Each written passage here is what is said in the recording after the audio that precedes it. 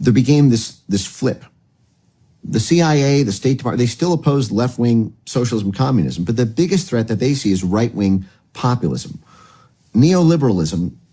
And so this is why they went after Bolsonaro and tried to stop him from winning in 2018. Bolsonaro supporters were censored on Twitter, Facebook, YouTube, all the major platforms between 2017 and 2018. So they started to take to end-to-end encrypted chats in order to circumvent that censorship. So that's WhatsApp and Telegram are the main players there. And also, for folks who are familiar with this alternative, they had nowhere to go because they were censored because of all this government pressure on them in Brazil. But they took to WhatsApp and Telegram. These institutions pump millions of dollars into, in the US, into Brazilian institutions. So they pump the money into Brazilian university centers who do thought leadership on countering disinformation, into legal scholars in Brazil who formulate policy and help develop the legislative anti-misinformation laws or anti-fake news laws, who serve on the advisory councils, who essentially help make this consensus decision about who should be censored by the Brazilian TSE.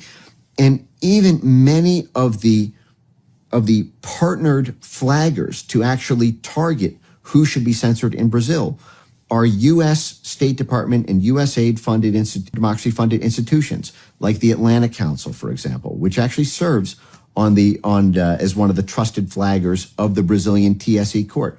De Moraes, his court has about 70 of these trusted flaggers in his program. And one of them is the Atlantic Council. The Atlantic Council has 7 CIA directors on its board. It receives annual funding every year from the Army, the Navy, the Air Force, and the Marines. Annual funding from the National Endowment for Democracy, which is a CIA cutout. It receives millions of dollars from U.S. taxpayers.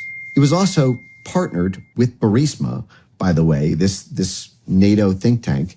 It has 7 CIA directors on its board, and lo and behold, it is serving as the deputy arm of De Moraes in Brazil, even creating network maps of who to be censored.